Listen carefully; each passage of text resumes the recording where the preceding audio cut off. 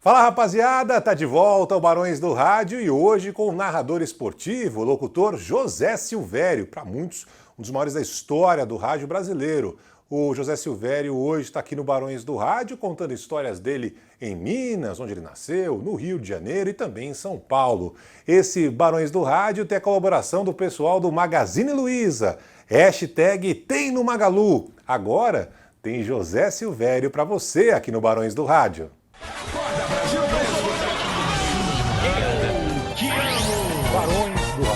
Alô, ouvintes do Brasil! Estamos chegando, Barões do Rádio, hoje com o privilégio de receber José Silvério. Zé, muito obrigado pela presença. Prazer, estamos chegando, né? Estamos com muita chegando. Alegria. É isso aí, é o bordão inicial das transmissões do Zé Silvério.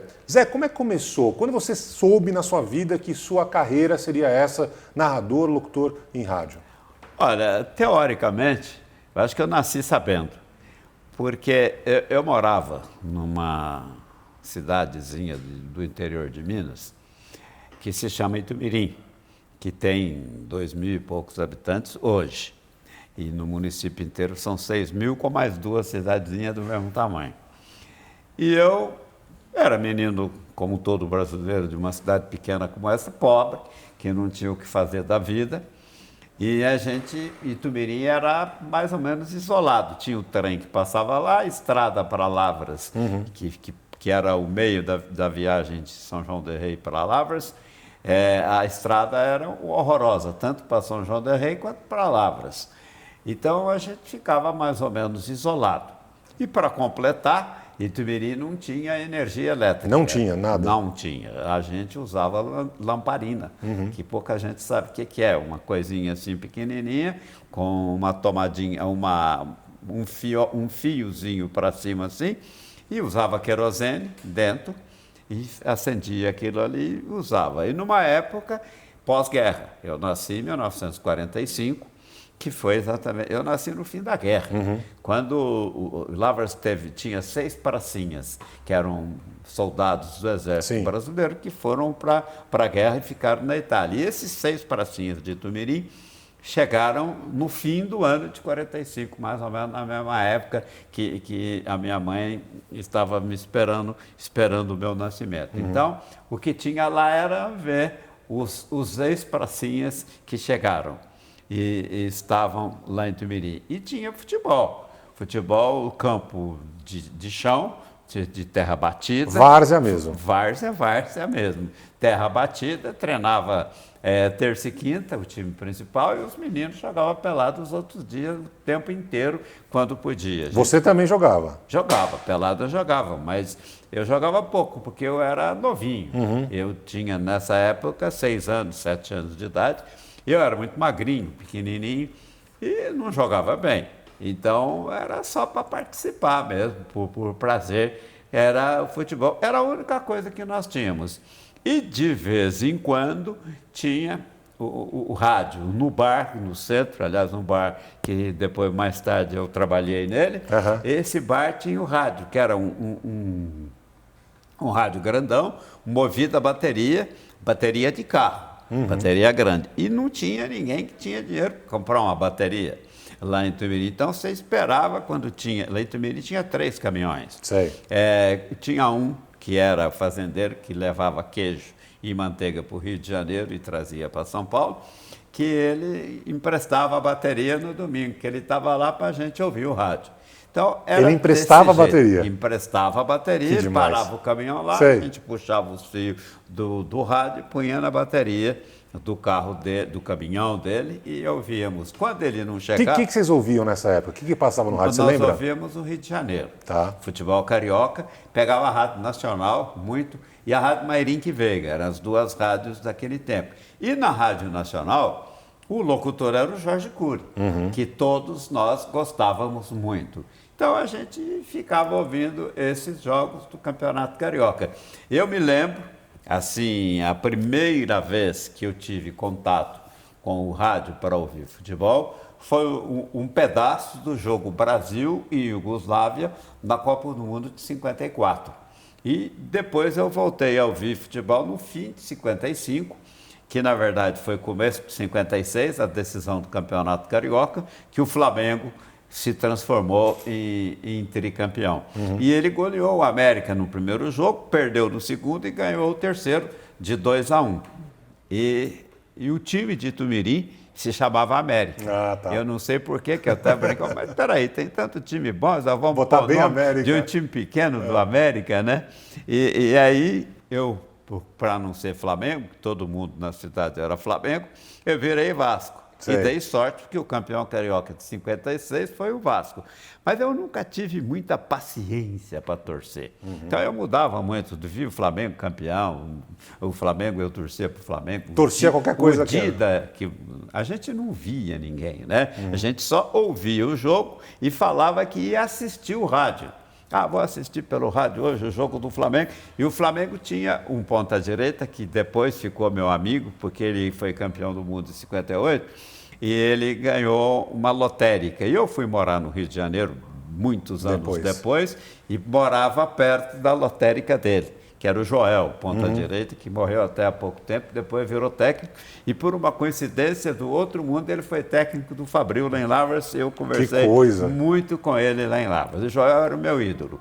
E o outro, que era o grande jogador do Flamengo, mas não foi um grande jogador na seleção, era o Dida, que era um jogador muito leve, vivia machucado, por isso não seguiu. E o Joel começou como ponta-direita titular da seleção brasileira na Copa de 58 e depois, por motivos óbvios, ele perdeu a posição para o Garrincha.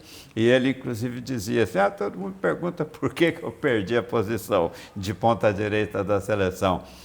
Já é uma honra ter jogado 2 jogos e ter sido campeão do mundo. Eu perdi porque o outro era o Garrincha, só por isso que eu perdi a posição, porque eu também era bom. Pessoal, estou muito feliz de estar aqui com o Magazine Luiza. Vou falar para vocês, esses dias eu precisava de várias coisas lá para casa. Resolvi abrir o Super App Magalu e eu realmente me surpreendi, porque encontrei tudo que eu queria, tudo mesmo. De verdade, eu nunca imaginei, por exemplo, que eu iria comprar creme dental no app, ou então bolacha, fralda, produtos para pet, livros. Agora eu já sei, sempre que eu precisar de qualquer coisa, eu abro o app. Fora que sempre tem uma oferta imperdível por lá. Então faça como eu, baixe o Super App Magalu e mantenha instalado, viu? Assim você não perde nenhuma novidade. Muito mais do que você imagina, a hashtag tem no Magalu. Tá de volta, Zé Silvério.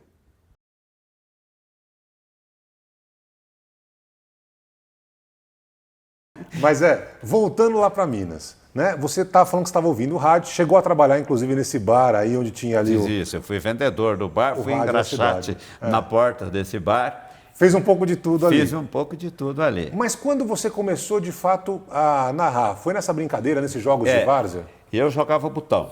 Tá. E era a única coisa que tinha para fazer em Itumirim.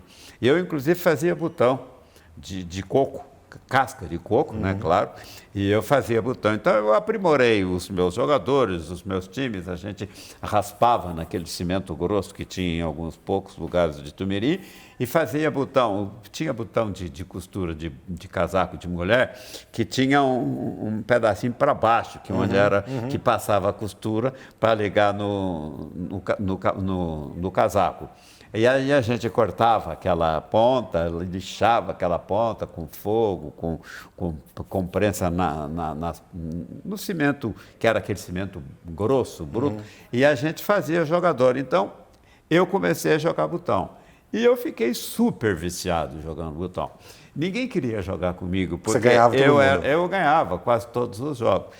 Mas eu comecei a irradiar os jogos de botão. Como é que você irradiava essa época? Quais eram os jogadores do botão? Eram 4 times, eram os 4 times importantes. Do Rio? Do Rio. Botafogo, Flamengo, Fluminense e Vasco. O Vasco foi campeão de 58 e o Botafogo foi de 57. Então eu pegava aquele time. E eu tive sorte. Porque o que a gente ouvia, e a gente assistia pelo rádio, o Garrincha jogou muito, aquele drible dele assim e tal. Sem ver, né? Só imaginando. Sem ver. Era tudo aquela criatividade danada. Mas olha o que eu peguei no futebol. Garrincha, Didi, Quarentinha, Amarildo e Zagallo. Esse era o ataque do Botafogo. Joel, Moacir, Henrique, Dida e Babá. Depois Zagallo. Era o Flamengo. O Vasco. Sabará, Walter, Vavá, Livinho e Pinga. E faltou quem? O Fluminense. O Fluminense, nessa época, não era um time tão bom, porque ele tinha sido campeão um pouco mais no começo dos anos 50, em 51, e ele não reformou o time dele, mas ele tinha o Tele, tinha o Valdo, tinha o Jair Marinho, tinha o Castilho. Castilho a gente até fazia um goleiro um pouquinho maior, porque o Castilho pegava tudo, né? E aí a gente... O Castilho do Botão era maior. O Castilho era um pouquinho maior, porque ele pegava tudo. A gente queria fazer... Caixa de fósforo ou não? Caixa de fósforo. Mas ainda, eu não sei se ainda tem, porque hoje fósforo é tanto... Tinha uma caixa de fósforo... Um pouco maior. Um pouco maior, que tinha mais palito do que a normal, que era de 45 palitos. Verdade. Né? Então, a gente... Esse era o Castilho. A gente tinha o Castilho, podia ser o Castilho. E eu tinha um jogador que jogava no Fluminense. Só que era o único jogador de todos que disputavam os campeonatos que não tinha nome de jogador. Ele era vermelhinho, era botão de casaco, e ele fazia gol por cobertura de montão. Então, todo time, eu comprei ele de um amigo meu, e ele era o vermelhinho. Esse jogava em qualquer time, Botafogo, ele barrava o Quarentinha, no Fluminense barrava o Valdo e entrava era o craque. O vermelhinho. O vermelhinho era o grande craque do time. Então, são essas histórias que marcaram. E aí aconteceu o seguinte, eu fui para Lavras, eu mudei para Lavras. É uma outra coisa, é muito engraçado. É a mesma coisa que você pegar uma cidade pequena aqui do estado de São Paulo e mudar para São Paulo. Claro. Por Lavras, em proporção a Itumirim, significava isso para a gente. Eu tinha estudado interno em Lavras, conhecia muita gente em Lavras, mas aí eu mudei para Lavras para fazer o científico. Quando eu fiz o ginásio, eu era interno no colégio de Lavras. Aí não tinha internato a partir do científico, eu voltei para Itumirim e depois fui para Lavras, porque não tinha como estudar em Itumirim. Aí eu fui fazer isso. E eu fiquei tão viciado jogando botão, eu jogava tão bem, que muita gente não queria jogar comigo. Entendi. Então os caras falaram, não, você apita o jogo. Eu falei, não apito jogo nenhum, eu não apito nada aqui. Então eu comecei a irradiar. Entre teus amigos ali brincando? Entre os times de botão. Eu comecei a jogar. Aí eu fiz um time que, para ficar diferente dos cariocas, que estava tudo carioca, eu fiz um Corinthians. E esse Corinthians eu não lembro exatamente o time do Corinthians. Eu tinha aquele ataque, Cláudio, Baltazar, centroavante, tinha mais ou menos esse time do Corinthians. E tinha um jogador de Lavras que esteve jogando no Corinthians, Dirceu Alves. Então, o Dirceu Alves era o volante do time e logo depois ele ficou efetivamente titular do Corinthians, fazia meio campo com o Rivelino, que já começou a chegar. Aí eu pus o Rivelino, que hoje é até meu amigo, eu coloquei o Rivelino e o Dirceu Alves no meu campo e irradiava os jogos de São Paulo, porque eu mudei radicalmente, porque eu gostava muito mais do estilo dos locutores do Rio. De São Paulo do que do Rio. Então eu comecei a mudar para São Paulo. Aí eu arrumei Palmeiras, Corinthians e fui fazendo esses times. Eu não entendi. Você gostava mais de locutores de qual estilo? Do Rio ou de São Paulo? De São Paulo. Gostava? De São Paulo. Eu queria que você descrevesse mais um pouco. Rápido. É mais rápido. Mais rápido. Aí eu peguei Pedro Luiz. Você conseguia já ouvir em Lavras o pessoal de São Paulo? Ah, sim, não, lá rádio tinha. Rádio era, nessa época, isso já foi no começo da década de 60. Rádio a gente tinha e funcionava bem, tinha tudo. E, inclusive, a rádio que a gente mais ouvia era Bandeirantes, que tinha uma onda curta de 49 metros, que era possante à beça, né? Então, a gente ouvia Bandeirantes e ouvia o Pedro Luiz. Aqui estavam todos os grandes locutores de São Paulo, estavam aqui na Rádio Bandeirantes. E ali você moldou o seu estilo de narrar? Eu fui nesse estilo e, óbvio, que eu sempre fui um cara criativo. Eu fui misturando a coisas minhas a partir do momento que eu fiquei profissional. Me falaram, olha, você narra bem, pá, que tal, mas você precisa ter algumas coisas só suas. E foi quando eu comecei a criar coisa, lá em Lavras. E depois aqui em São Paulo, na Jovem Pan, que eu também enfiei muita coisa no meu estilo. Mas me conta esse início, Zé. Você estava ali estudando em Lavras, narrando jogos de botão. Quando te deu esse... Como é que foi esse estalo para você ir para o rádio? Primeiro, eu era muito pobre, né? Família muito pobre, então eu tinha que arrumar alguma coisa para sobreviver. E eu trabalhava, eu tive uns 4 ou 5 empregos em Lavras, fui balconista de bar, como já tinha sido em Tumirim, fui balconista de loja, fui cobrador de rua, fui um monte de coisa assim. O que era o cobrador de rua? O que era o cobrador de rua? Cobrador de rua tinha, lá em Lavras, tinha o LTC. Tinha não, tem até hoje, é o Lavras Tênis Clube, que você saía na rua, de casa em casa, para receber a mensalidade. E eu fui cobrador do LTC durante um bom tempo e ganhava uma comissão daqueles que você recebia. Então, eu era um menino, esse menino você tem que pagar porque ele é muito chato. Se você não pagar, ele vai ficar aí na porta, não vai sair. E eu falava para os caras, tinha umas pessoas importantes da cidade, eu era moleque, né? Claro. Eu não era novinho mais, eu tinha 16 anos. Mas era moleque. E eu falava pro cara, se você não pagar, eu vou contar para todo mundo. Né? Isso então, é caloteiro, né? Uma chantagem, né? Para receber. E aí os caras era pagavam. Fundamental. Eu não ganhava nada, eu ganhava comissão. Daqueles que eu recebia, eu ganhava comissão, porque ao fim de tarde você passava no LTC para entregar o dinheiro que você tinha recebido, e naquele tempo só se trabalhava com dinheiro, né? E eu queria a minha parte, né? Como é que eu vou ficar um dia inteiro andando na cidade? E Lavras é uma cidade de topografia muito ruim. Você sobe e desce, vou andar o dia inteiro, não vou levar nenhum tostão para casa. Aí não dá, né? Não tem jeito. Então, foi assim. Aí eu comecei a jogar botão do mesmo jeito e a irradiar do mesmo jeito, até que teve um dia, aliás, lembrando, a Rádio Cultura de Lavras era da Bandeirantes. Ela fazia tudo da cadeia verde e amarela, mas ela era do seu João Saad, vamos dizer assim, que era o dono da Rádio Cultura de Lavras. Então, a gente fazia isso e eu comecei então a irradiar e o jogo de botão. Aí teve 20 de julho, é o aniversário de Lavras. E aí o que aconteceu? Teve um jogo, Olímpica, que era o time que fazia aniversário dia 20 de julho, o tricolor, só que era azul, vermelho e branco, das cores olímpicas, por isso que se chamava Olímpica. E tinha o Fabril, que era preto e branco. E era uma guerra entre os dois. E teve um jogo no aniversário de Lavras, que era, e é ainda, da Olímpica, aniversário 20 de julho, o Bragantino.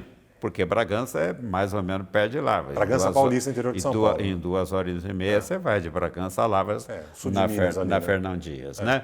Então, o Bragantino, que estava na Série B do Campeonato Paulista... Foi até Lavras. Foi jogar em Lavras. E não tinha locutor para irradiar. E Lavras tinha 3 ou 4 locutores, mas tudo amador. E como é que vai fazer? Aniversário da cidade, aniversário da Olímpica. Vem o Bragantino de São Paulo, de Bragança, e não tem locutor para irradiar. Aí um cara que trabalhava na Rádio Cultura já tinha me ouvido irradiar os botão lá na mesa. Falou, tem um menino aí e tal. Eu tinha 17 anos. Aí me levaram para fazer um teste. Aí eles aprovaram, né? Porque também tinha que aprovar, né? Não tinha outro para você mesmo, né? Ou vai ele ou vai ele. Pois é. E aí, aí me aprovaram e na sexta-feira teve o treino da Olímpica. Aí eu fui no treino da Olímpica e treinei com o time, narrando lá no gravador só. E domingo irradiei o primeiro jogo da minha vida, dia 20 de julho de 1963. Eu tinha 17 anos. Que bacana, Zé. E aí começou? Colou. E aí você começou a narrar pela Cultura? Comecei, aí eu fui contratado pela Cultura. Contratado é legal, né? Você achava bonito ser contratado pela Cultura. Mas é bonito mesmo. Mas é lógico. Não, para quem tem 17 anos, então imagine você. É lógico. Aí eu fazia um programa de esportes lá, todo dia 11h30. Minha aula acabava às 11h, eu saía correndo para descer até a sede da Rádio Cultura. Na última aula eu já fazia algumas coisas do noticiário e ia para a Rádio Cultura. E comecei, então, a fazer programa de esporte e narrei, nesse período, outros jogos lá na Rádio Cultura. Do Lavras, dos times de Lavras? Da Olímpica e do Fabril. Tá. Teve um da Ferroviária também. A Ferroviária era um terceiro time da cidade. Aí, que até eu jogava na Ferroviária, mas aí eu parei de jogar para irradiar um jogo lá no campo da Ferroviária, que eu nem lembro contra quem que foi. Aí eu comecei a irradiar na Rádio Cultura E quando foi começo de 64, eu estava irradiando um jogo Olímpica e um time de Varginha que nem existe mais, e fui irradiar esse jogo. Nesse dia, estava em Lavras o Jaime Gomide, que foi uma personalidade da TV mineira, ele fazia o noticiário no Canal 4, que era a TV Itacolomi da época, e ele era de Lavras. E ele estava em Lavras e ele estava na casa da namorada dele, ele também era jovem, também era solteiro, e mania de rádio, né? A paixão dele era rádio. Aí ele ouviu o jogo Olímpica e CBC de Varginha, e eu estava irradiando esse jogo. E ele gostou. Achou interessante. O mesmo estilo que você tem até hoje, já era coisa, assim. Mesma coisa, só que hoje claro, melhorar. Uma experiência. Né? Claro, mas até que eu era muito rápido na época, porque era menino. Eu tinha acabado de completar 18 anos. Aí ele foi para Belo Horizonte no domingo, porque ele estava em Lavras no domingo, ele foi domingo à noite, que ele tinha que trabalhar segunda-feira. Ele foi para Belo Horizonte e ligou na segunda-feira para mim não, para a Rádio Cultura, para perguntar para os caras da Rádio Cultura. Quem que era? Quem que é esse locutor que radiou ontem, eu estava ouvindo, gostei e tal. Aí o cara falou, ele está acabando de chegar aqui que ele vai fazer o programa agora às 11h30. Aí ele falou comigo, ele perguntou se eu queria fazer um teste na Rádio Itatiaia, falou, eu tenho que falar com minha mãe para ver se ela deixa. Aí ele falou, então quer dizer que você é novo, porque a segunda pergunta minha para você era saber se você é novo. Falei, sou, acabei de completar 18. Falou, que beleza, então vem. Aí arrumou para eu fazer o teste na Rádio Itatiaia, que é uma rádio gigante, que era até hoje uma rádio. A melhor rádio de Minas, ela era mais nova naquele tempo, estava começando. Minas tinha 3 rádios boas, a Inconfidência, que infelizmente agora até acabou de fechar. A Rádio Guarani, que era associada, que também era uma rádio forte. E eu falou, você quer fazer um teste? Aí eu falei, eu tenho que falar com minha mãe e tal. Aí eu falei com a minha mãe, ela não queria, porque ela não queria que eu parasse de estudar para ser locutor de rádio, né? Aí no final eu fui fazer o teste na Rádio Itatiaia e fiz um teste no Estádio Independência, narrando numa cabine ao lado da cabine da Rádio Itatiaia. Eu fiz um teste num jogo amistoso, Atlético Mineiro e Vasco. E aí eu fiz o teste. Aí de noite, me chamaram, de noite eu fui para a rádio, junto com o Oswaldo Faria, Fernando Sass, que foi uma personalidade da televisão, foi narrador da Rede Globo. Sim. Aí eles foram me ouvir. E nós aí sentamos lá todo mundo, aí eu fiquei do lado. O Sass, não, senta aqui, menino, senta aqui. Tanto que eu fiquei com esse apelido de menino durante muito tempo. Por causa da... porque eu tinha muito novo, 18 anos, magrelo pra caramba, cara de menino mesmo. Aí fui lá, tinha gravado o jogo Atlético e Vasco, aí botaram o gravador lá para funcionar e tal. Começou o Fernando Sass, pode parar. Aí eu pensei, ferrou, né? Eu não dancei. Falei, não precisa de teste, ele é locutor profissional. Falei, não sou profissional, eu estou teste. Não, eu sei, mas você narra bem pra caramba, você vai explodir aqui, vai dar tudo certo. E aí foi. Eu fui embora para Belo Horizonte para trabalhar na Itatiaia. E aí é um salto gigante, né? Tudo que você está falando, né? Imagina. Já imagina você com 18 anos chegando em Belo Horizonte para narrar na Rádio Itatiaia, e era muito engraçado que aí eu fui para Lavras, né? Avisar para minha mãe, ajeitar a minha vida para voltar. Passei no teste, né? Tal. Aí eu já achava que era o máximo, né? Aí você já vem todo mascarado, né? Mas convenhamos, toda a história que você contou... E aí eu comecei a irradiar na Rádio Itatiaia. Você começou como segundo, terceiro narrador? Não, eu comecei, eu era o 7º locutor. Tinham tantos assim? Lá tinha 6 locutores. É mesmo? Né? E eu entrei no 7º, claro. Só que um, que era o 6º, não era só locutor, era locutor e repórter, né? Sim. Então eu comecei a irradiar lá, e Campeonato Mineiro de Juvenis, daquele tempo a gente falava juvenil, que hoje é júnior, né?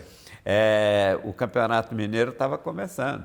Então, acho que os 2 domingos depois do teste, 3, acho que 3 domingos depois do teste, eu já estava morando na pensão em Belo Horizonte, eu fui narrar era de manhã, domingo de manhã, um jogo Atlético Mineiro e Vila Nova, que era do Campeonato de Júnior. Ali eu narrei, e já no domingo seguinte, o jornal, tinha um jornal lá que só fazia esporte, chamava O Debate, esse jornal me elogiou. Então aí eu estava explodindo, né? Eu ia estourar de tanta máscara. E aí você foi crescendo dentro da Rádio Itatiaia mesmo? Aí eu fiquei na Rádio Itatiaia um tempo, viajei. Eu fazia muito Vila Nova. Tá. O Vila Nova seria mais ou menos assim um quarto time de Minas Gerais.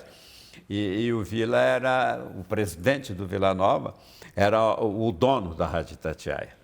Então, a gente fazia muito Vila Nova, porque eles punham no Campeonato Mineiro horários alternativos por causa do Vila Nova. Tá. Até porque tem uma explicação, o Vila Nova é de Nova Lima, Nova Lima hoje é Grande Belo Horizonte, né? E naquele tempo já era perto, né? Sim. Só que não tinha emenda na rua de Tá Belo Horizonte junto com Nova Lima. Então, a gente fazia muito Nova Lima, e o Vila Nova tinha muita torcida. Entendi. Proporcional Claro, ao tamanho claro. do time. E eu fazia muito jogo do Vila Nova. E com isso eu viajei, cresci. E ali você já começou a criar seus bordões, suas coisas? Eu nunca fui muito igual, né? Eu sempre fui... Alterando. Sempre meio diferente, buscando as coisas para mim, porque eu descobri que essa ia ser a minha profissão, e eu queria ser isso, e eu tinha que criar alguma coisa para não ficar igual. E aí, como que foi sua vinda para São Paulo? Você saiu tateado Não, direto para Jovem Pan, não? primeiro tem um caminho, né? Eu fui para o Rio. Você foi para o Rio? Não, eu fui para a Rádio Inconfidência, em Belo Horizonte. Você saiu da Itatiaia e foi para Inconfidência? Inconfidência. Mas na Inconfidência era a rádio do governo, muito difícil. Mas saiu por quê? Fizeram uma proposta melhor Era e você uma proposta melhor, eu fui, mas que era fria. E foi uma fria para mim ter ido para lá. Mas eu apareci lá. E um diretor da Rádio Inconfidência foi ser diretor artístico da Rádio Continental do Rio. Do Rio. Que era uma emissora forte no esporte. E aí eu fui para o Rio trabalhar lá na Continental. Foi um sonho ter ido para o Rio depois de tudo que você ouviu desde criança dos times? O sonho era São Paulo. Era São Paulo. Era São Paulo. Mas foi bom ter ido para o Rio, porque você começa a viajar, já trabalhava, é uma outra dimensão. Agora, Zé, me fala uma coisa. Como você tinha falado lá atrás, a gente acompanha a rádio, sabe muito bem que o estilo dos narradores do Rio é um estilo completamente diferente dos narradores de São Paulo, ou seja, um jeito completamente diferente do que você narra. Você acabou deixando o rádio de São Paulo com esse jeito frenético na narração. Do Rio é um jeito muito mais cadenciado, muito mais conversado. Como é que foi essa experiência no Rio? Mas acontece o seguinte, é um degrau acima de Belo Horizonte, o Rio de Janeiro, né? E o Rio era o futebol brasileiro centralizado no Rio de Janeiro. E eu comecei a radiar e eu fiz muito jogo do Botafogo. E eu comecei, então, a aparecer, mesmo com essa maior rapidez. Não teve rejeição? Não teve rejeição. Claro, aí desculpa, eu não sou burro, eu presto bem atenção nas coisas. Eu comecei a adaptar algumas coisas minhas e fiquei no Rio de Janeiro. Mas a Continental fechou o futebol pouco depois. Aí eu fiquei no Rio, fui para Brasília, para a Rádio Nacional de Brasília, mas eu fiquei um mês na Rádio Nacional de Brasília. Também narrando jogos lá? Também radiando lá, mas irradiava... Do Rio? Do Rio. Tá. E aí a Rádio Nacional fechou quando o Geisel entrou na presidência, ele cortou as despesas de rádio da Rádio Nacional. Aí eu fiquei desempregado, mas eu tinha um amigo da Rádio Nacional que era diretor de uma empresa de mimeógrafo, de tinta. Hoje eles vendem offset, chamada Gestetner, que era uma empresa inglesa. Eu fui trabalhar nessa empresa. E nesse momento, a Rádio Tupi de São Paulo, que fazia a loteria esportiva, foi numa época muito forte da loteria, e é aquilo que eu digo, na vida você tem que ter talento, você tem que trabalhar muito, ter um pouquinho de talento e a porta abrir na hora certa. Claro. Se a porta abrir na hora errada, não tem jeito. Não tem jeito. Eu fui, nesse ano, o ano que o Fluminense fez um super time e levou o Rivelino. Tá. Então, eu irradiava na Rádio Tupi de São Paulo, praticamente era só o segundo tempo do grande clássico do Rio de Janeiro. por causa da Loteria Esportiva Tupi. Mas com a chegada do Rivelino, a gente narrava muitos jogos do Fluminense por causa do Rivelino. E tinha uma grande audiência aqui, porque a Tupi tinha boa audiência aqui. Não, mas espera aí, Zé. Você saiu de Brasília, aí você foi para essa empresa. Essa que você falou. Né? Que fazia o quê? O que você fazia lá? Eu era vendedor. Vendedor. Vendedor. E aí alguém te descobriu Não, ali? eu já era conhecido de rádio. Sim. E o Hélio, que era o diretor da Gestetner no Brasil, ele fazia comentários na Rádio Nacional de Brasília. Tudo bem. No Rio de Janeiro, porque a Nacional de Brasília, futebol era quase tudo no Rio. Aí ele ficou meu amigo e tal. Eu cheguei a fazer alguns jogos na TV Educativa do Rio de Janeiro, fiz alguns jogos na TV Nacional de Brasília e fiquei assim nesse negócio e trabalhando de vendedor. O mais forte naquele período era vendedor. Mas tudo isso é muito engraçado, porque tudo isso foi muito rápido. Não foi nada demorado de ano nem nada. Aí eu estava no Maracanã num domingo à tarde, e faltou o locutor da Rádio Tupi de São Paulo, que era o Wilson de Freitas. E teve um acidente com o irmão dele, aqui no interior de São Paulo. Ele não foi narrar o segundo tempo que a Rádio Tupi fazia, do tempo da Loteria Esportiva Tupi, ele não foi. E eu estava no Maracanã. Aí o Dualcey, que era o locutor e chefe da equipe da Tupi, falou: o Silvério está aí, põe ele para narrar aí na Tupi, porque ele está precisando de emprego. E é bom porque ele é o estilo de São Paulo. E aí eu narrei. Não lembro que jogo foi, narrei. Aí a Rádio Tupi me contratou. A Tupi de São Paulo me contratou de cachê para fazer os jogos da loteria. E aí, você veio para São Paulo ou não? Hein? Você teve que vir para São Paulo? Não, lá no Rio. Lá no Rio. Só fazia a loteria os jogos do Rio. Porque tinha o jogo das 5 no Rio, né? Então, o segundo tempo do jogo do Rio fechava a loteria esportiva. Entendi. E eu, então, fechava a loteria. E o Brasil inteiro entrava em cadeia. Para acompanhar, para saber se acertou ou não a loteria. Exatamente. Foi a época de ouro da loteria esportiva, aquele troço todo. E aí, eu fiquei. A Jovem Pan precisou de um locutor, me ouviram na Tupi e aí você foi para lá. Me contrataram. Queria que você falasse um pouco mais sobre esse momento da Jovem Pan. Na Jovem Pan, claro, foi quando você virou o mais famoso narrador de São Paulo, talvez de todos os tempos, né? A gente já teve vários, não dá para colocar na mesma balança, diferentes estilos e tudo mais. Quando você chegou na Jovem Pan, tinha o Osmar Santos. Osmar Santos. E aí, como é que foi esse processo? Deixa eu te explicar. Eu vim para o lugar do Joseval. O Joseval estava parando. O Joseval estava parando. Indo para o Jornal da Manhã. Eu não sei te explicar. Eu sei que ele estava parando. Ele não queria mais enredar futebol. Aí ele ano foi isso, Zé? Que ano que foi isso? 75. Aí ele parou. O Edemar Anuzek era o terceiro, passou para segundo e eu entrei como terceiro. Mas eu estreei. Olha como tem umas coisas que são destinadas para mim. A vida é muito boa para mim. Eu fico até emocionado nisso. Eu falo que Deus me pegou para Ele por causa das minhas dificuldades de vida. Ele me catou para Ele e falou: não, eu vou dar uma ajeitada na sua vida. Eu estreiei na Jovem Pan num jogo Corinthians Sport do Recife, com os 2 times eliminados do Campeonato Brasileiro, numa quinta-feira à noite, chovendo, e o jogo no Palestra Itália. Teve o Corinthians jogando no Palestra. Nada a ver com nada. Não tinha ninguém. Era eu, Vital Batalha, o Carlos Eduardo, os 3 que estavam narrando, o comentarista e o repórter.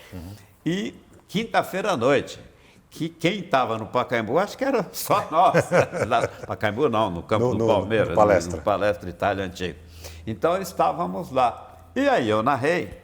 E no dia seguinte eu passei na Jovem Pan, porque eu precisava voltar para o Rio, não tinha nem roupa aqui em São Paulo, eu tinha vindo para ver o que ia acontecer e já fui contratado pela Jovem Pan, que o seu Tuta gostou da narração que ele ouviu na Tupi. Aí, o que ele fez? Ele falou: você já pode começar, pode passar lá no RH. No RH, que você passa os dados lá. E já tinha salário, já tinha tudo. E aí eu falei: mas eu não posso ficar por ele. Ele falou: não tem importância. Esse domingo tem Fórmula 1, não vai ter futebol, nós narramos a Fórmula 1, porque não tem jogo importante. Aí eu fui pro Rio de Janeiro. Pegar suas coisas. Pegar minhas coisas. Voltei na terça-feira. Minha família, eu tinha família, lógico, né? Mulher, 2 filhos e mãe, 3 que viviam dependendo de mim, né?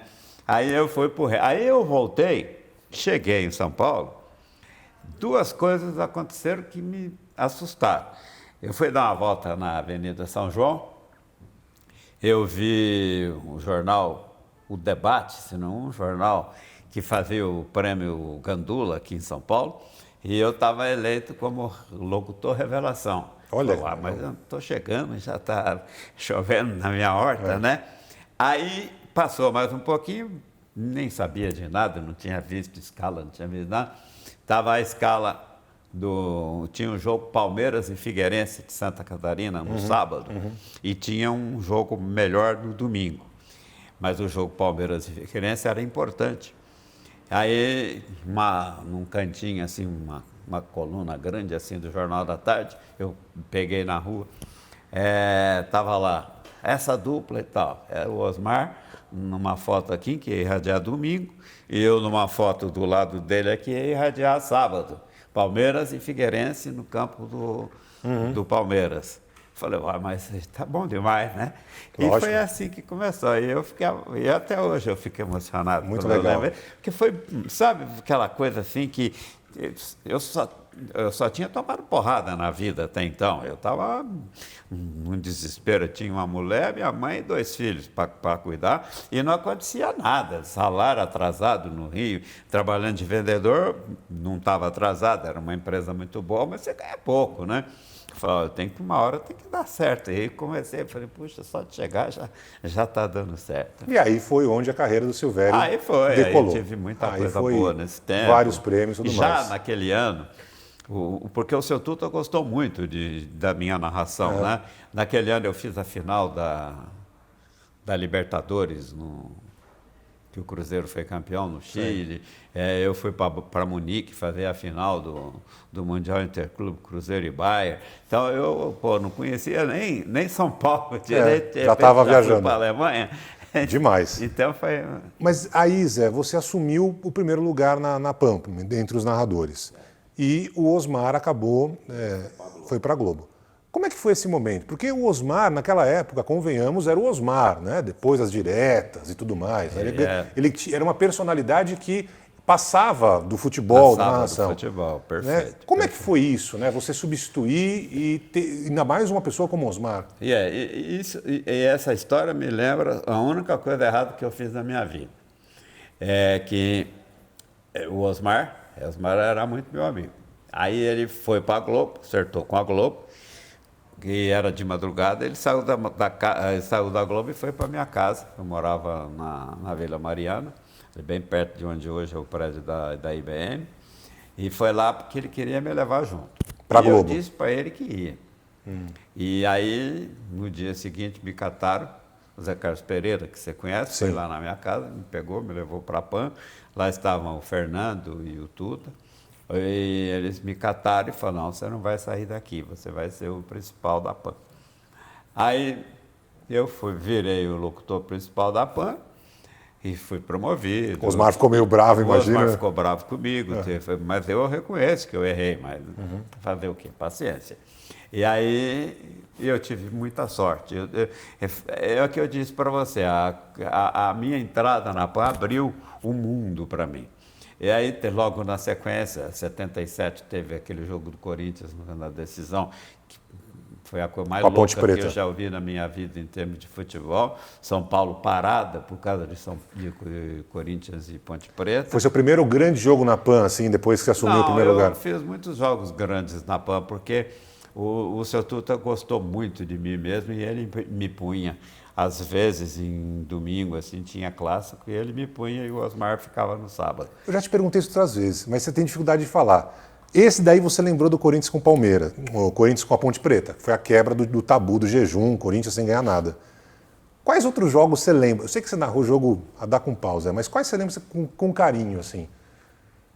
Ah, tem muita coisa. Eu fiz a Copa do Mundo, logo na sequência teve a Copa do Mundo, em 78. Eu fiz os Jogos do Brasil todos na Copa do Mundo. Para mim já era uma coisa Uma diferença, outro mundo, né? Aí na final eu irradiei no sábado, o terceiro lugar, que o Brasil ganhou com aquele golaço do Nelinho, que Sim. eu não me esqueço. Você estava lá? Estava lá na Argentina. Argentina. E narrei no domingo a final, Argentina e Holanda, que a Argentina foi campeã, né? Então, teve muita coisa. Aí, depois disso, eu fiz... Aí, agora soma tudo. Soma Bandeirantes e Jovem Pan. Eu fiz 11 Copas do Mundo, né? Não tem nenhum locutor no mundo que irradiou 11 Copas do Mundo no estádio, a final presente no estádio. Eu estive presente, completei a 11ª recentemente Moscou. na Rússia, aqui na Bandeirantes, em Moscou. Então, tudo isso eu fiz. Ó, eu fiz Campeonato Paulista do Corinthians, campeão de 77, que talvez... que é engraçado você falar isso, fica difícil você ir achando, porque vai amontoando, né?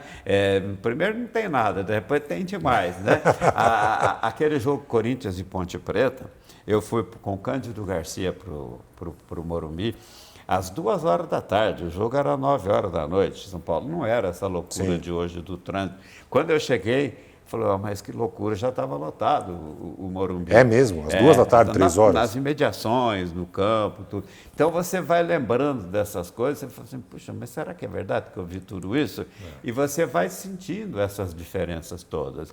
E tem muita coisa, ó, eu narrei o São Paulo campeão da Libertadores. Todos, né? Todos. E aquela primeira, eu nunca vou lembrar, eu nunca vou esquecer. A gente foi para a Argentina, que foi o News Old Boys. Em Rosário. Sim. O News é de Rosário. Então, a gente foi lá fazer esse jogo, era uma coisa louca você fazer uma final de Libertadores. E o Brasil não chegava há um tempão em final de Libertadores. Aí... teve o primeiro jogo lá, que eu não lembro. 1-0 para o São Paulo ganhou, né? Para o News, não, 1-0 para o News. 1-0 para o News. Exato, teve o segundo jogo, que foi aqui no Morumbi, que teve um gol de pênalti, qualquer coisa. Exato, do Raí. Do Raí. Então, e aí... Aí depois eu invadi o campo, estava tranquilo então, lá. Aí a gente vai vendo essas coisas todas, e de vez em a minha mulher... que essa minha mulher, a gente tem 9 anos de casado, ela fica falando comigo, ela fica numa briga, ela veio me deixar aqui hoje, falou, conta as histórias, mas você tem que se lembrar que você vai ter que coletar algumas coisas. Ela está uma briga danada comigo para eu juntar minhas coisas todas, porque eu não tenho nada. Então, eu acabei de perguntar, porque eu lembro do News, eu lembro da viagem, lembro de tudo, lembro que o São Paulo ganhou o jogo aqui, sim, teve foi campeão, do Raí no pênalti, aquele negócio todo, eu lembro de tudo, mas eu não tenho nada, sabe? Eu preciso arrumar alguma coisa. Aí eu falo para ela assim, não adianta eu guardar, porque quando eu morrer eu não vou ouvir também. É verdade. Mas um pouco dessa história do Barões do Rádio, Zé, é justamente para as pessoas terem na memória tudo que você fez, sabe? Você fez tanta coisa. E essa é um pouco da ideia. Eu fiz algumas coisas. Teve do Palmeiras também, da quebra do tabu do Palmeiras, que também foi demais. Campeão, teve o Palmeiras. Vou soltar a minha voz. Então, teve o Palmeiras. O São Paulo fez uma enfileirada de campeão. O Corinthians, campeão. Só o Santos foi campeão, da história. Tem interesse, por exemplo, aquela pedalada do Robinho, que eu não falei pedalada, eu falei para lá, para cá, para lá, para cá, para lá, para cá, bateu é gol, né? Então, eu fiz essas coisas todas. Então, eu tive muita sorte, eu digo isso. Agora, eu já não acho que seja tanta sorte, agora já é insistência, né? Porque já tem muito tempo que eu estou aí. Mas nesse começo, nesse período, eu achei que era tudo que precisava acontecer no futebol de São Paulo. Tudo que precisava acontecer. Eu fui a seleção campeã do mundo. Então, isso que eu te perguntar. Então, 2 títulos com a seleção, né, que você fez. Com a seleção. No Japão e também no Japão. O Japão, teve aquela história. Tem uma coisa espetacular. Porque a Bandeirantes estava precisando de um locutor, um locutor como eu, e me procurou e me contratou. Como é que foi essa saída? Foi uma coisa traumática. Foi traumática, uma guerra, entrou na justiça contra mim. Mas Muito foi por querer trabalhar na Bandeirantes, que eu tinha feito uma coisa errada na Bandeirantes e quando eu passei aqui não fiquei. E dinheiro. Claro. Você pode falar que tudo que quiser, mas dinheiro pesa, né? Sim. O Marcelo Parada assumiu a vice-presidência, aliás, ele era diretor da rádio, ele ficava comigo, virei vice-presidente por sua causa. Eu vim para cá, vim ganhando bem. E numa empresa forte como a Bandeirantes, super rádio no futebol, como é que você vai deixar de vir? Aí eu cheguei na PAN e falei, estou indo embora. Aí teve justiça, teve esses negócios todos, mas eu tinha direito de ganhar. Aí o seu Tuta me ofereceu dinheiro, falou, mas isso aí só que você foi ganhando lá, eu pago mais do que isso, umas 5 vezes para você aqui. Falei, mas por que não... Aí eu sou meio... Claro. Eu não sou muito bobinho, não, eu sou meio quieto, assim, mas na hora certa eu respondo. Falei, mas então por que o senhor não me pagava tudo isso? Eu não tinha nem conversado com a Bandeirantes. O senhor está esperando me perder para aumentar meu salário? Aí ficou assim a minha saída. Aí eu falei, você tem razão. Zé, você trabalhou com muita gente boa ao longo desses tempos todos, né? Só gente boa. Eu queria que você falasse algumas das pessoas, né? Desde esse começo lá em Minas, aqui em São Paulo, no Rio, enfim. Eu queria que você falasse alguns nomes. Você vai esquecer porque não dá para lembrar todo mundo, então perdoem aqueles que o Zé não lembrar. O problema é o seguinte, eu não gosto de falar sobre isso, porque tem gente demais. E tem alguns que eu gosto muito. Fala quem você gosta muito. O Oswaldo Faria era chefe da Rádio Itatiaia. Ele me tratou, eu tinha ainda 17 anos, não, já tinha 18. Ele me tratou como menino, tanto que ele me chamava de menino, sabe?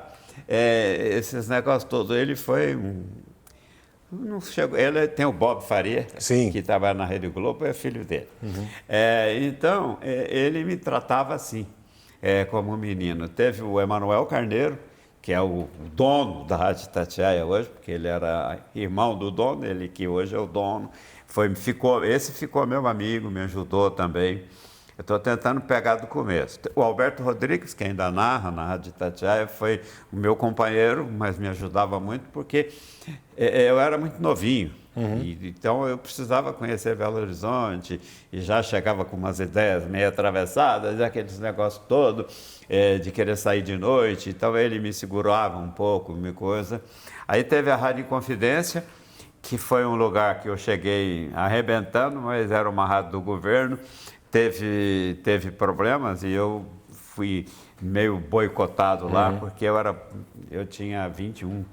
E os caras achavam que eu era muito irresponsável. E, na verdade, eles tinham um pouco de razão.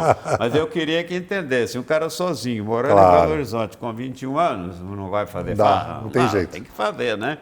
Então, foi mais ou menos isso. Aí eu fui para o Rio.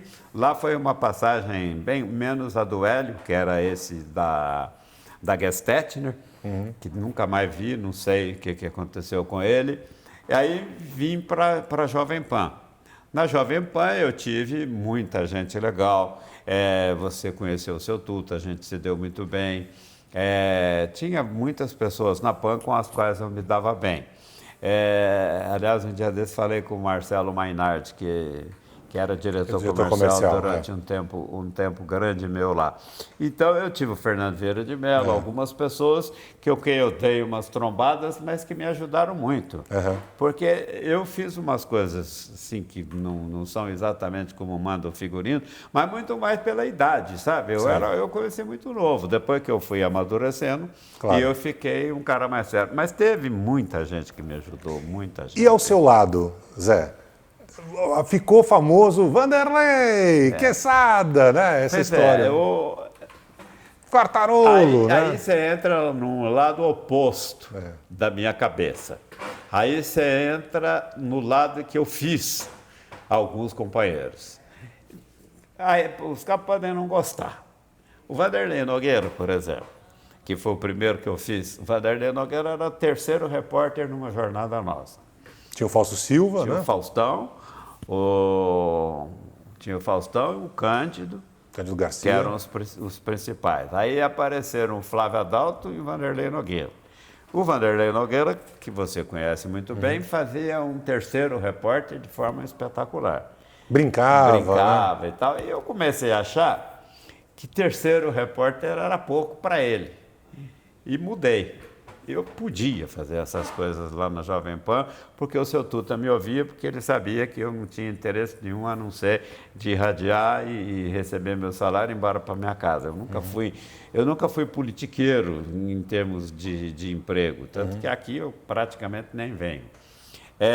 Então eu comecei a conviver com essas pessoas. E eu achava. Aí o Faustão foi para a Globo. Foi para Bandeirantes primeiro, não foi? Ou ele foi para a Rádio Globo? Não, foi para a Rádio Globo. Tá. Ele foi para a Rádio Globo. Da Rádio Globo é que ele veio para a Bandeirantes, que fazia o programa Perdidos na Noite. Perdidos na Noite.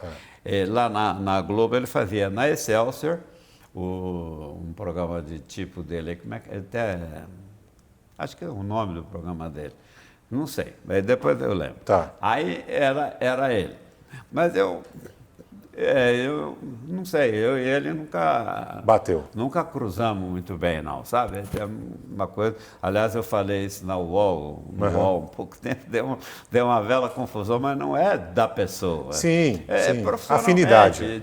Eu achava que tinha, bem honestamente, eu achava que tinha repórter melhor que ele. Pronto, vamos simplificar para ninguém querer interpretar nada.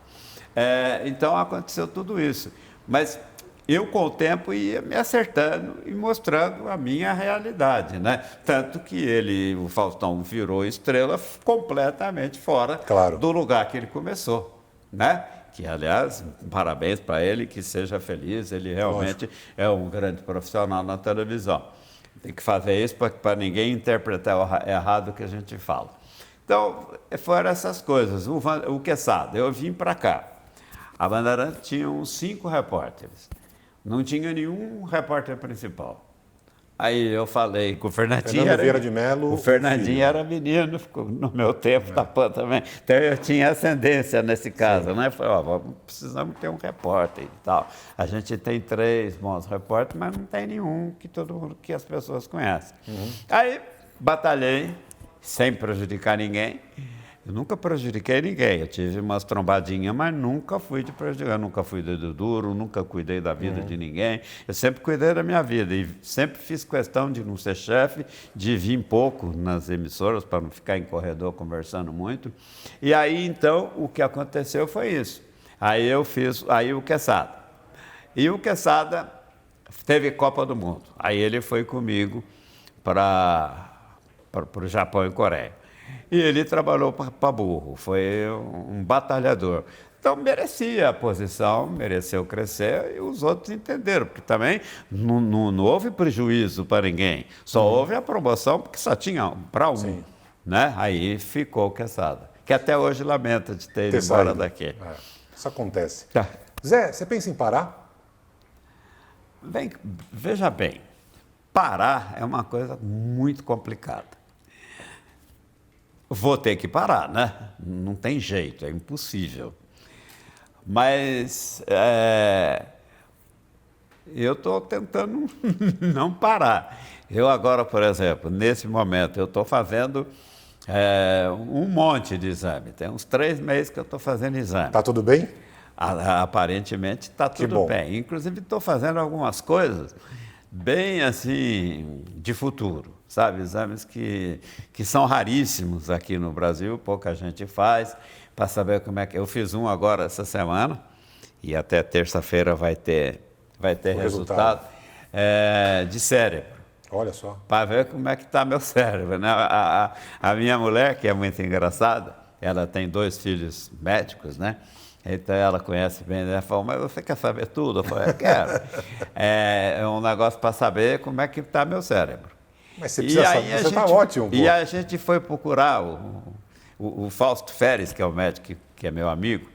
Ele falou, não, isso aí é fácil, vou te arrumar um cara, cuida da neurologista. Neurologista. E me arrumou um, dizem que é o Papa, aí eu estou fazendo lá. Em princípio, eu estou passando, eu já passei, eu acho. Então, eu quero saber isso, porque eu não posso dar vexame, sabe? Não pode ser uma coisa que vai atrapalhar. De repente, você começar a irradiar de trás para frente. Aí não dá. Aí não dá. Aí não dá certo, né? Então, eu estou cuidando disso. Agora, pensar em parar. A gente nunca sabe. De repente, precisa parar. De repente, a rádio para você. Então, tudo isso faz parte da vida. Eu tenho uma coisa boa na minha cabeça. Essa cabeça de cara rodado na vida, menino pobre lá no fim do mundo, que não tinha nem comida direito, a gente aprende a conviver com tudo. Você sabe que o mundo não é uma beleza, né? Não é um mar de rosas. Vamos ser bem sinceros. Tudo isso eu encaro com um puta bom humor que aconteceu comigo. Mas poucas pessoas sabem o que eu tive que passar para chegar nessa história toda. A minha mulher, que é nova comigo, né, que tem 9 anos, 8 anos e pouco, ela fala assim, nossa, mas quando eu começamos a namorar, eu achava que você era uma estrela, que eu vi negócio da internet, vi nisso, vi aqui. De repente eu vejo um puto operário correndo atrás das coisas, fazendo tudo, aceitando tudo, não brigando, não é estrela, não é nada. Então, ela viu uma entrevista que saiu no UOL, aí ela falou comigo, ela estava junto lá em casa quando fizeram, aliás, já foi a segunda. Aí ela fala assim, mas você não fala das suas coisas boas, você só conta a história. Eu falo, mas eu não tenho que falar de mim, eu já estou aí, eu já estou sendo o assunto da reportagem, porque os caras sabem que eu fiz alguma coisa. Não, mas fez muita coisa. Zé, eu queria te agradecer demais pelo bate-papo, pelo seu tempo. A gente tem aqui uma singela homenagem, sei que você já ganhou tantos prêmios na sua vida, mas esse aqui é para você, por tudo que você representou para o rádio, tudo que você representa para o rádio. Obrigado.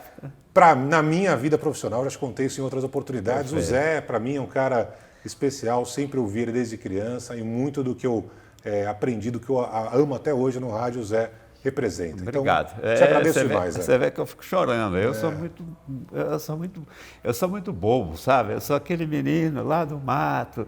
A minha cidade, que tem 2.000 e poucos habitantes hoje, lá a gente não tinha nada que fazer. Então eu virei locutor de rádio porque eu tinha que saber fazer alguma coisa, né? Mas vai fazer bem assim, hein? E para sair de lá e enfrentar tudo isso, você tinha que fazer bem feito. Zé, muito obrigado. Mais ou menos por isso que eu fiquei. As pessoas às vezes pensam que eu sou metido, que eu sou maçã. Nada disso, eu sou quieto. Eu sou meio tímido, você conviveu comigo lá na Rússia, você sabe como é a minha vida. Então é uma coisa bem tranquila, mas eu estou aí na luta até hoje. E vai continuar muito tempo assim, se Deus espero. Quiser. Zé, mais uma vez, muito obrigado. Obrigado a você pela força. Bom. Obrigado, Zé. Obrigado. Barões do Rádio. Acabei de fazer entrevista com o Zé Silvério, acabei de descobrir que hoje é aniversário dele. 18 anos, né, Zé? 18 anos, graças a Deus. 7.4. Agora eu estou ficando maior de idade, eu posso até ficar na rua até mais Imagina, tarde. Pode até ficar até um pouco mais. Zé, muito obrigado. Parabéns, Zé. Valeu. Obrigado.